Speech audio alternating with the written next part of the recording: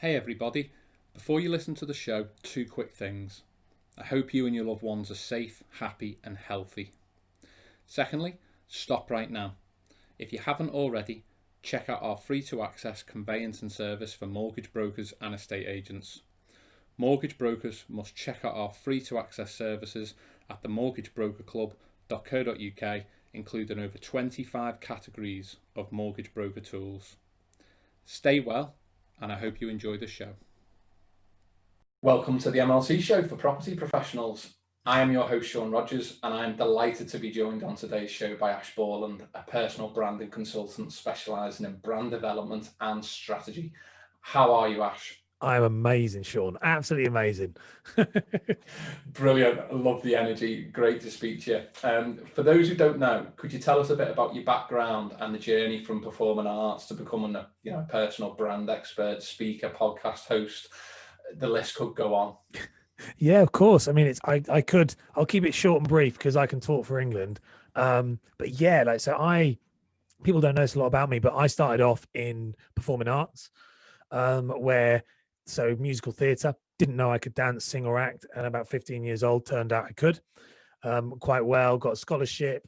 And that's where my kind of personal brand, unintentionally, my personal brand journey started, because I started to learn, when you walk into a room full of people, how do you own that room? How can you make sure that you stand out over 50 other people? And unintentionally started to learn things, obviously combining things like NLP and stuff like that. I started to realize that if you exude some form of not be afraid to stand out from the crowd, people start to notice you. So at the time I used to wear cowboy boots. I had very, very long hair. I was just completely over the top. And it kind of taught me to embrace that kind of individuality. Fast forward on, silly people don't know this, but I left performing arts, had a bit of a mental breakdown, couldn't deal with it, and went into to property, estate agency, then became a mortgage advisor, which is obviously how I ended up talking with you guys originally, which is quite cool. And then set up my own mortgage business and started marketing myself as a like the video mortgage advisor. And I think you may have had him on the podcast or not, but Gary Das became a bit of a friend of mine. And I met Gary, and it was only really me and Gary at the time who were doing videos. It was a long time ago now. It feels like a long time ago anyway. And over the course of maybe 3 years, I started to, all of this training that I'd had and all of this stuff from performing arts that I just kind of locked away and hadn't really thought about it, started to come back with vengeance. And it started making me realize, like, people were going, why are you so much not better, but so much better as a performer, as a host, as like holding their attention? And it was one of these moments where I remember sitting down going, well, why am I not doing this as my job? Like, it's what I'm qualified in. It's what I know.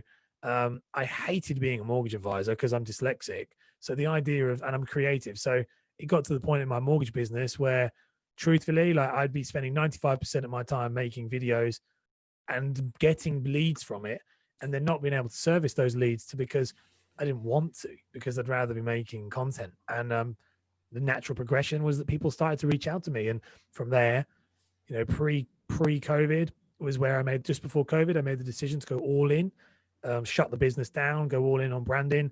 Best decision I've ever made in my life. So many clients I've worked with, so many incredible people I've met, and was the best thing I've ever done. The podcast launched, it's blown up. I've started doing TikTok now. That's doing really well. So all of these things, the decisions, I wasn't built to be a mortgage advisor, sadly. It's funny you say that. People wouldn't believe me, but I was actually the Milky Bar Kid for one day. Oh, really? So I can't meet your standards. Yeah. It's mad. I was very blonde, not now. And I did a kind of like X Factor competition probably around 1991. So before all that really kicked off, and I won it. And it's a lot of money. Like, I'm sure I'm getting this wrong, but I'm pretty confident I think it was 50 grand. That would be about right. For doing it, and it was put in trust. And so I won it. That was great. And when we went to sign papers and everything, they said, "Where's Sean's glasses?" to my mum.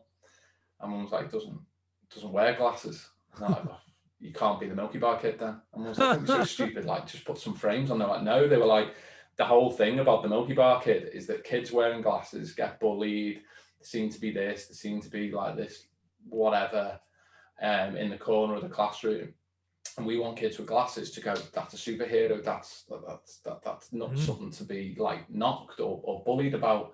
So if the press get hold of the fact that we've got a superhero who wears glasses but they don't, then it would do our brand too damage. And at the end of the day, there's what does the monkey? It's not as if it's not as if I'm Brad Pitt and they were looking to win an Oscar out of it or anything like that. So every year, as if it was like some kind of apology or something, they used to send me a card and a pencil case, and my mum would just open the pencil case and go, there's not 50 grand in here. And I'd be like, I thought that was for me. It's very true. I mean, you say that, like, that shows just with performing how cold and harsh it is, and also just how important like that brand association is. The glasses is a big deal. People don't. A physical part of a brand ecosystem is physical identity, and if you don't align with that, they can't have you. And that's crazy. It's so true. Like that's what. And the one thing I loved about performing arts that taught me is I am really not precious about the way I look and feel. I mean, I was a little bit. That's what caused a bit of the mental breakdown. Was a bit too young, couldn't really understand it. Came back stronger and was fine. But the truth is, like, the stuff they would say to you. Like they would come in and be like, you're too fat, you're this. Like they were allowed to. And so when I went to the real world, I was like, well, you get people go, oh, well, why am I not successful? I'm like, I don't want to swear, so I'll be good. But it's one of those where I'm like, because it looks terrible, but no one's willing to say that. And so it definitely gave me a bit of a superpower, was to being able to go, it's okay to judge the way I look, because truthfully, we make our decisions on what people look like. Sadly so. Yeah. Hopefully that will change. Once you know that, you can use that to your advantage. And I said all the time, like, one thing that performing arts was incredible about was, you just said then about the glasses, which I think is a really, really powerful thing, is it's not all sunshines and rainbows and you need to be supermodels and Brad Pitt. You just need to be really comfortable in who you are. So, I had friends who were like when I started college, like they were massively tall, big, not overweight, but like rubby, like fat muscle guys who they would not win a beauty competition. But from day one, they were like, you are going to play Shrek in the West End. And guess what? He did. So it's like, that's the thing. Like, you have to know what you're good at and market it correctly. When people say personal branding, what do they mean? Like what? And I know that's quite subjective, but what's your definition of personal branding, particularly for property professionals, mortgage brokers and so forth? Yeah, sure. So when people say personal branding, 95% of the time people don't know what they mean. The problem with personal branding, the term, as I've gone very deep into this, is it's become a bit of a coined word used by loads of people for loads of different reasons. And actually, you get photographers talk about it, digital marketers talk about it, all these different people talk about it in different capacities, and they use it to prop up what they do. But when you actually look at personal branding as a complete entity by itself, it's, in my opinion, the way I've seen it and the way my method has been built around it, because you have to make the intangible tangible. So saying things like be authentic, and it's great, but how do you do that? So for me, I look at it as reputation management. And I know that like people talk about reputation management as like PR and stuff, but it is a bit like that. So it's the idea of personal brand is what comes to someone's mind when they think of you. That's it. And you can have a lot more control of that than you realize. And once you start to control that and you push the narrative in a focused way by hitting, and I talk about, I'm sure I'll cover it as we go through, but a brand ecosystem, which is 5 key areas. If you hit all 5 key areas with a consistent message and a consistent feel, look, and stuff like that, you will start to reprogram people's minds to go, and this is where for mortgage brokers and people in the financial world, it needs to be and the personal brand, a good personal brand is that the first time as soon as I think of a mortgage, I think of you. That's how you're trying to create this not neurolinguistic, like a cognitive bias that as soon as I go, I need a mortgage, I'm going to go speak to John. And you can do that. It's very simple. I mean, when I say simple, one of the questions I think you want to talk about is how long it takes, but I think it's doable if you apply the right amount of effort and you don't muddy the waters with other things. So, no one wants to, awful it sounds with personal brand where people go wrong is, and I did this, everything I say people go wrong, I've done all of the wrong things. That's why I'm quite happy to say that. No one cares about me. I'm in that club. Oh, mate, everyone does it. I discovered nobody cares about me in the gym. Nobody cares about what food I've got. Nobody cares about my family, and nobody cares about my dog. But what they care about is what I want them to know me for, which is personal branding. So if you ever look at my social media, I don't post anything really other than what I want you to know me for. And I don't want you to read my blogs, watch my videos, even listen to this. I don't care. You've seen me. You've seen my face, and it says personal branding across the top. It means it's done its job. And that's what personal branding is to me. It's just reprogramming people to know you for that one specific thing. And I mean, this year's obviously been crazy for everyone. I think particularly in the property sector and with mortgage brokers, you know, traditional networking methods, you know, they've almost bit the dust this year. There'd be a lot of people that would say, you know, that was going to come anyway this decade, potentially, with the way that everything's going digital, and that maybe that's accelerated a little bit. Obviously, there's always going to be a place, rightly so, for proper face-to-face networking and meeting up. But when you're looking for speed, when you're looking for not having to find 10p parking, when you're not looking to find parking spaces in Manchester city centre or whatever, you know, how can property professionals continue to network in a different way, and how could they potentially form new habits for the future? Yeah, sure. I think you're right with to touch on what you said at the beginning just then about how has it sped up what was coming. I think this was what you're right. It was always coming. It has sped it up.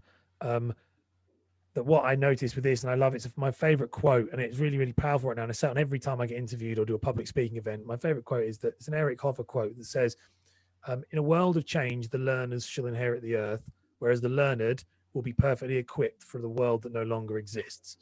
And I think, to me, it's just so poignant with what's going on right now, that for years people laughed at what I did because they were like, well, I don't need that. Face to face is fine. And I'm a big advocate of face to face. Never underestimate the power of face to face. I am terrible selling over the phone. So face to face is the end of the funnel for me. That's the idea. It's the end of the funnel. But when you remove that face to face referral system from it, how many businesses suffered? Tons. I know they did, because that's where my business thrived, because people reached out. What I would say is, to master that, you need to have a better online presence. You know, this is visibility over ability.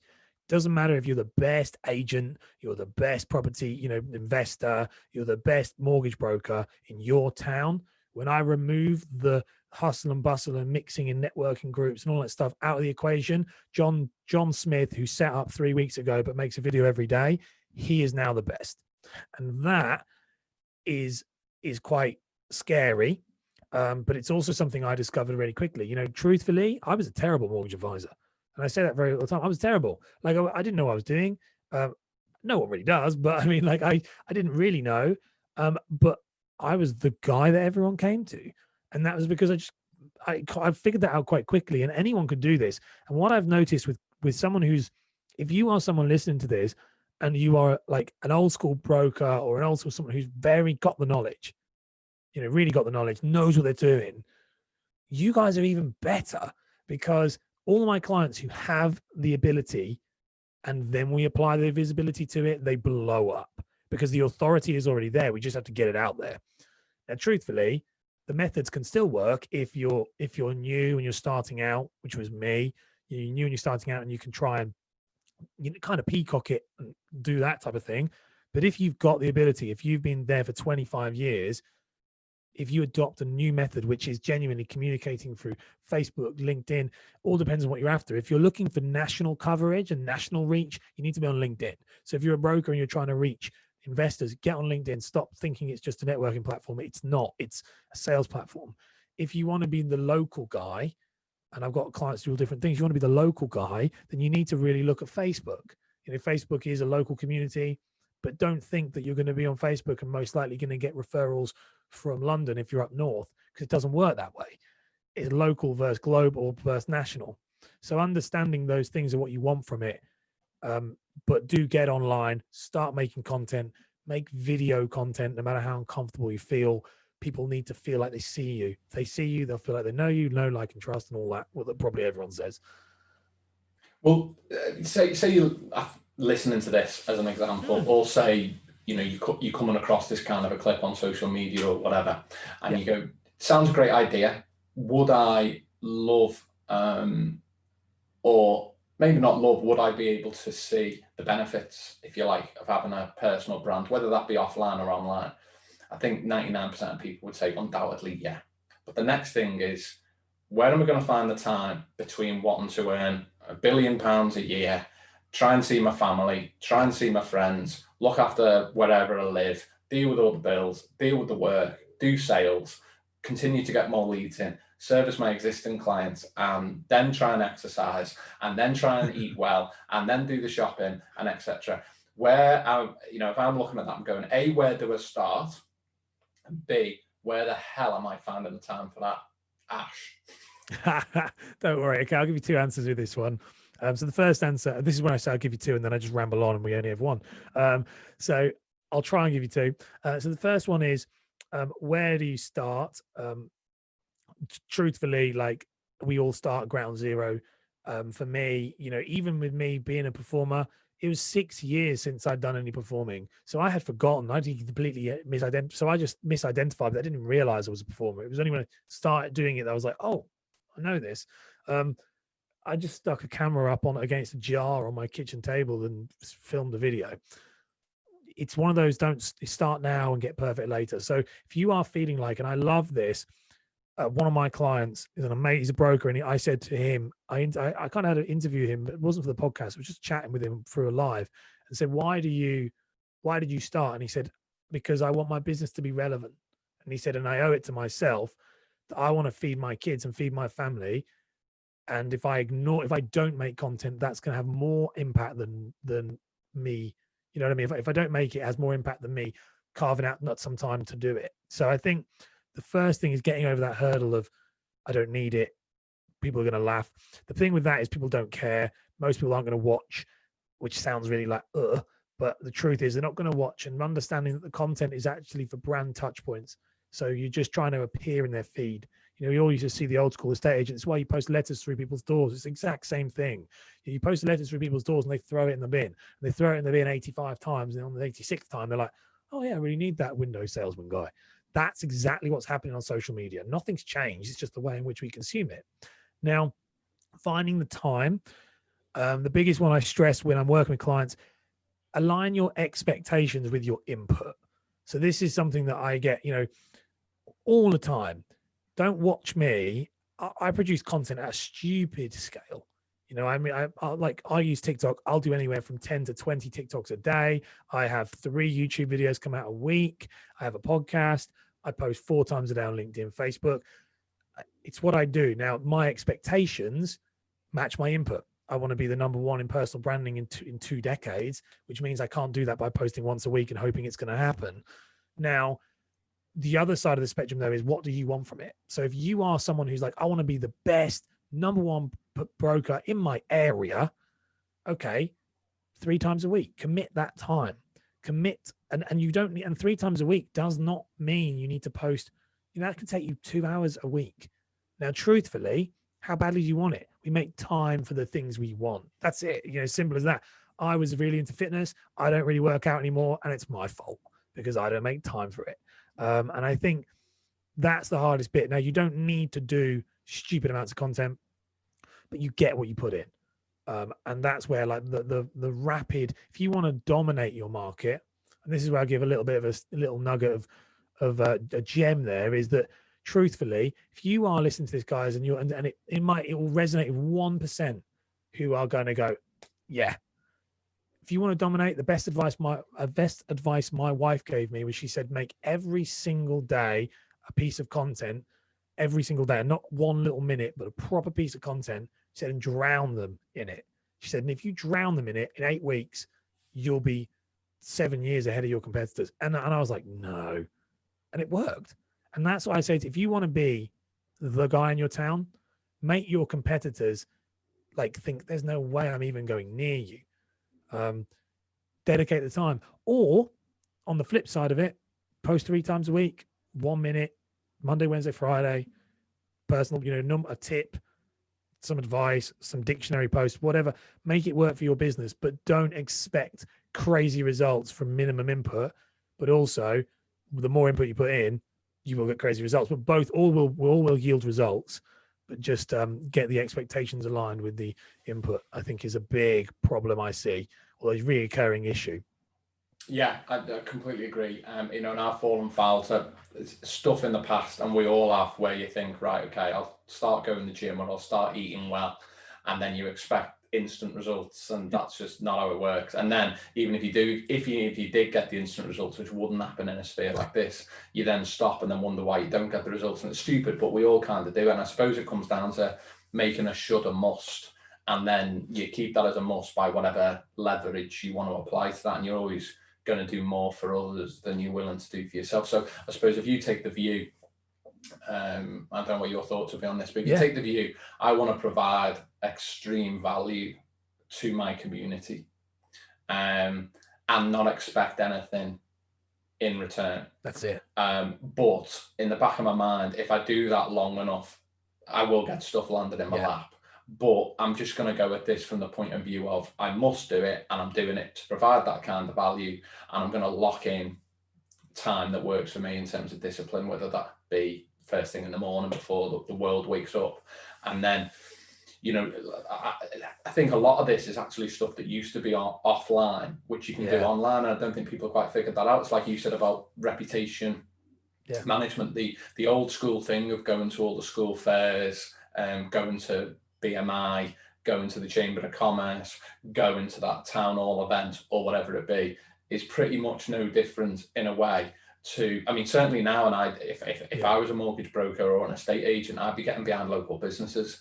The pandemic, the crisis of shops being open, not open, people going online with the sales, which obviously local businesses can still do. But I think getting behind the local businesses in your community, you're going to be helping them and adding a lot of value. You're not just selling. You're actually just trying to be a good person in the community. And there's no doubt that a byproduct from that in time there'll be a load of businesses in the community that almost like you as an online friend, I suppose, but also just because of good human decency, you will then get them, no doubt, interacting with you and engaging with any of the content you then do later. 100%. I mean, I don't really talk about this first. In fact, it's the first time we've spoken about it is when I did this and set this business up, I remortgaged my house, which is obviously seems a bit silly at the time. It's very good now, but it worked. But I remortgaged my house, and I said, me and my wife sat down and I said, I want to be a content creator. I'm trained in this space. I've wanted to do it. And I have no idea what's going to come from it. And I've never once actually sold. Never once done an outreach, never once done, because the truth is the clients that I come to, and I've worked with over 50 clients in 6 months, and I haven't once gone, would you like to buy my program? Because I didn't intend to do it. It was just like, I've got this enough money. I can do a year where I can really go at something that I love and give it a crack at it. Because I'd heard these YouTubers, and you see these people go for it. And the expectation of not expecting anything in return, but giving them as much value as I could, absolutely set me on a path to things I didn't think was possible. And I think that's possible with any brand. I think that's possible with anybody. And you're so right with you saying about like this BNI. It is just the same. Like I went to a 4N meeting when I first sat, and they were like, the high street is dead. And I was like, the high street isn't dead. The high street is online, but it's not dead. Like independent small businesses are thriving more than they've ever thrived before. But you have to, it goes back to the quote, you have to evolve, but apply the same stuff. One of my clients is an estate agent, letting agent. She's the number one. She's been the number one in her town for years, 20 odd years. And she's thriving now with what we're doing because she was like, oh, it's the same thing. I was like, yeah, it's the exact same thing. You just apply it to a new medium. And that's where I think a lot of those meetings like that, BNI, not hating on them. I went to them for a year and I found them a massive waste of my time because for 2 hours, I was sat in a room full of people that I knew, but they say you work through the room. But in 2 hours, I could reach to 300, 400 people on LinkedIn, connecting with them, talking to them on DMs. I could go live. I could create a YouTube video. There's so much more of my time I could use in that 2 hours that would reach more people than the BNI stuff. And I think we need to just evaluate our time a little bit. Yeah, definitely. And that doesn't include, I think the biggest challenge with things like that is travel as well. You know, when you're looking at, if you're looking to drain the most out of your day, when you start looking at travel and parking and then all the other, if you start adding the minutes and the seconds up, you start looking at maybe whether there's more time efficient ways of doing the same thing for if not better results, at least the same. 30 minutes either side to get there in 2 hours. So it's BNI, 3 hours. I'm telling you right now, if you do 3 hours a week on your content, you'd be number one in your town. I promise you. Well, on that subject, that like the property market, I think, and I think many others would say that right now, you know, October, November, and for the last few months, it's a bit of a bubble on the basis that you've got this huge post-lockdown logjam, especially in the conveyancing market, caused by the backlog of transactions from earlier in the year. You've got that pipeline still running, and then the sudden surge in new sales and stamp duty and everything else. So, you know, current property professionals, estate agents, mortgage brokers and the like, they've got a really healthy book of current business right now. They've got loads of work in progress. They could easily be looking at this, you know, work is the last thing I need right now. You know, I'm turning off taps left, right and centre. But with a recession around the corner, I think winter is coming in more ways than one, metaphorically speaking. Yeah. You know, you can see stricter lending criteria. Definitely, I suspect private sector job losses in 2021. I imagine that a lot of lenders will just be nervous anyway, because it's all going good having the pay slips. But like, how established is that business potentially? Because without the business, your employment's at risk. I mean, how do property professionals go about protecting themselves against a bubble bursting when they're saying right now, well, do you know what, Ash, I've got tons of work? I think as any industry is the same, but definitely the property. I wouldn't want to be in your guys' shoes right now. I think, like, from someone who's been in it for 6 years, and I love the property industry, like I do. I just can help it in my own way. It's tough, and I think if you make hay while the sun shines, definitely, but be investing in when it is going to come around the corner. And you're so right. I think it's a matter of not a matter of if, but a matter of when. What I noticed was first lockdown. So we say like first lockdown, pre kind of coronavirus, all the people who'd built a brand, and I know that's like plugging my stuff, but just people who built a community, had built something more than just a transactional business. They kept going because people were willing to hear from them.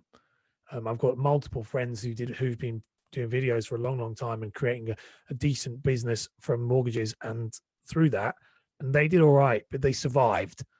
And I think that's the game right now, is thrive right now, but also think about what are you building that's going to keep rolling forward. You know, things like podcasts, things like YouTube channels, that when you're not mega busy, can you be stocking up ready? You know, people that I'm recorded up to March for my podcast now. Like, I'm like so recorded up because I'm making hay while the sun shines. And I think it's the exact same thing. If you take your eye off the ball when it's busy, though, you're probably going to have a harsh wake up call, because I did. You know, and I think that's what I'd say. I definitely would say you need to build brand now. And also, if you are so busy right now, which I know it is like that, you know, it's mega busy. The new build sector is ridiculous. One of my clients is a new build broker, and it's just mad. The volume in which people are coming, because you're right, it's been a pent up demand. But this is your chance to build reputation. So if you're not shouting about this and making videos about this while you've got a captive audience, that is where I think people miss out. I did this. When I was younger, I had a big bit of a following for a career, like a job I did, like the Milky Bar Kid thing. I had this maybe 6 months where I had lots of eyes on me. Looking back at it now, I did nothing with it. And then it was like, now I want eyes on me, and to get that attention's hard. And I'd say, like, if you're dealing with 20, 30 brokers, so 20, 30 clients a week, if you've got some serious amount of clients, funnel into your YouTube channel, funnel into your podcast, start trying to build a community now, because that will weather you through winter. And I think winter is coming is funny, because I said it to my wife yesterday. I'm not a big Game of Thrones fan, because I never really watched it because I'm tight and I won't pay for bloody Sky. But winter is coming in more ways than one. I think you're right. We're going to go into a lockdown, and it's going to impact, and jobs and everything is coming, and to an industry that is directly affected. by how the lenders perceive it as a risk or not is a bit worrying. Yeah, I mean, if you look at if you focus on today in your business, there's always a danger you'll die tomorrow. And if you just focus on tomorrow, well, you'll die today or pretty soon. So I think, like you say, whilst everyone's busy right now, it'd be wise to set aside a bit of time. And if you can cater for the worst case potential scenario in the future, and it doesn't happen, make sure, put your money aside, build up some savings. Now's the time to do that, potentially to ride any storms next year. Mortgage brokers, and it's a bit different for estate agents because of just the amount of times people buy and sell houses, but mortgage brokers are quite often accused of sort of treating their clients almost as one-off sales, basically. Whether that's fair or not, what would your advice be to mortgage brokers to sort of increase the word of mouth referrals is huge in that sector. Sort of repeat business is something that would be huge. But the problem is it's kind of just that sale, so that when that client comes around 2 years later, 3 years later, whenever the time might be, looking for that remortgage, that they may have even forgotten potentially, so that they're almost starting from scratch. What's your advice for mortgage brokers to how they can improve repeat business and word of mouth referrals? Yeah, so this is something that, again, being in your guys' space and where this all was born from, really, was something that plagued me for a long time, and I couldn't really work it out. And I know the answer now was, how do you make? I grew up kind of consuming, but like this grew up consuming a lot of like the fitness industry content. That's how this all starts, and that's how this kind of influencer marketing really got going. The problem with property, and this is the same with estate agents, to be completely honest with you, it's the same thing. And I think I've got the right answer for you, but we'll find out. Is people listen for two things. They'll watch your content for education or entertainment. Nobody cares, and I say to people that nobody cares about. No, it's not exciting. It's not exciting. Property is very exciting. So let's just that's very exciting. People love to watch it. They love to see in people's houses. They're drawn to it like a moth to a flame. You start talking about mortgages and they literally switch off. It's a need, not a want. And the problem with that is you can come up, and I was doing this, you can make a podcast around mortgages, you can make anything, and no one is gonna care, because and this was the really hard thing for me. I was making YouTube videos, no one cares. They just weren't, because you have to become, and this is where with referrals, you have to become more than it. You have to kind of transcend that and see how can you add value in a different way that supports your community. So you said something about local businesses and how agents, that's how mortgage advisors, estate agents, that's how you do it. You create groups, support groups that help the local community. You become a name within your local community.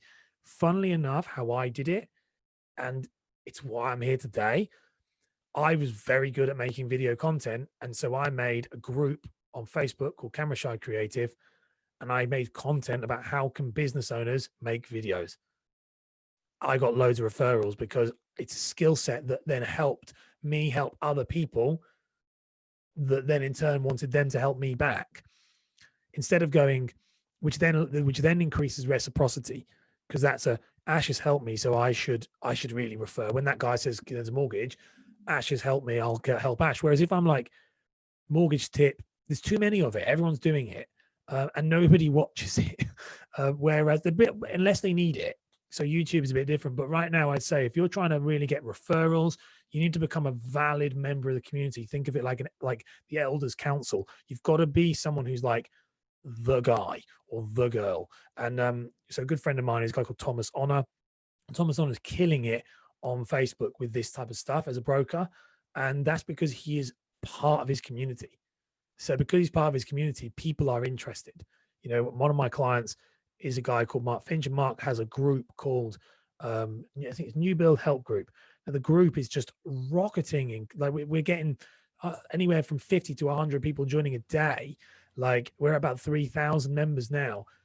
The guy's never once talked about a mortgage. He's just talking about the new build process because that's what he understands and people want that. So how can you add value in a way that is evergreen and people are interested in, instead of directly focusing on the transactional sales. If you focus on the transactional sales, I don't think you're going to, like, you might get some business, but I don't think you're going to be maximizing your potential. No, totally. I think, you know, the ability for brokers to engage with their past clients, but also they want to really focus on the local patch, like you're saying.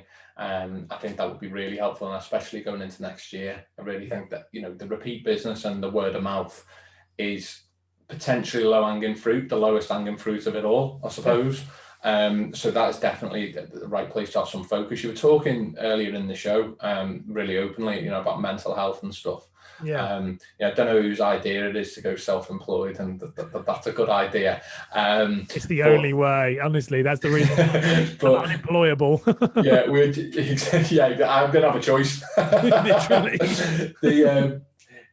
I'm interested. You know, people are doing long hours right now, a lot of stress, bashing their head against a wall with people further down in the chain, delaying things, and bloody lawyers and clients and post and whatever else going on. And obviously it's really stressful in life right now. A lot of people's families are suffering. What would your tips be for people in terms of looking after the mental health, whether it's a protection measure, they're feeling okay now, but it's something, you know, maybe been a bit complacent about, or maybe pain has started to become suffering at this stage? Like, what would your tips be? For a business owner, do you mean, like, or for like? Yeah, for your mortgage brokers, your estate agents, you know, you just never have any time. You're 100 mile an hour. You're looking after family. You've got older relatives that need support, younger relatives need support. You're trying to make money. You're looking at just a million and one things to do every day.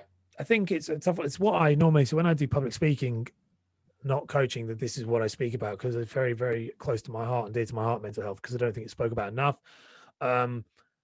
I can only really talk from my own experience. I'm not a professional in it. For me, so I suffered very badly of mental health, always have done. And for me, and I would say with anyone, is being aware of it was a big thing. I didn't want to admit that I had it, and I just blame it on other things. As soon as I took ownership of it, it then realized for me it could be inside of my control. You know, like I'm the person who's responsible for my happiness. And this is where you say about being self-employed, it was the only option because I had to be in complete control.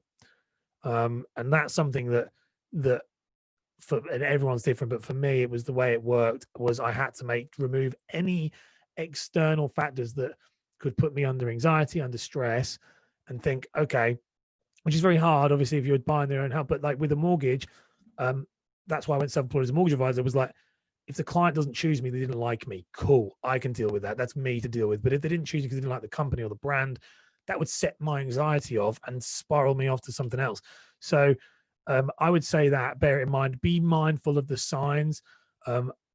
Like, I'm very bad for overworking, and I'm like, I'm strong enough to do it, and I'm not. And nobody is. I don't know anyone, even like Gary Vaynerchuk, who's like the man, said when he went into lockdown, he was like, he didn't realize how burnt out, tired, and like how fried his mental, not health, but brain was, that he actually went off social media for a week. He's never done that.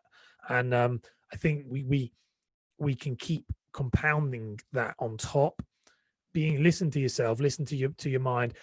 Also, the biggest thing that I did was stop working with clients that cause that. So, you know, if you've got a client who's a pain in the ass, sack them off. They're not worth the money. No matter how bad you want it, there'll be another client who loves what you do and believes in what you do. And that's what my hardest thing was with a lot of brokers I work with and had seen through working that was, I don't have time for it. You know what I mean? And that's what I'd say for anyone.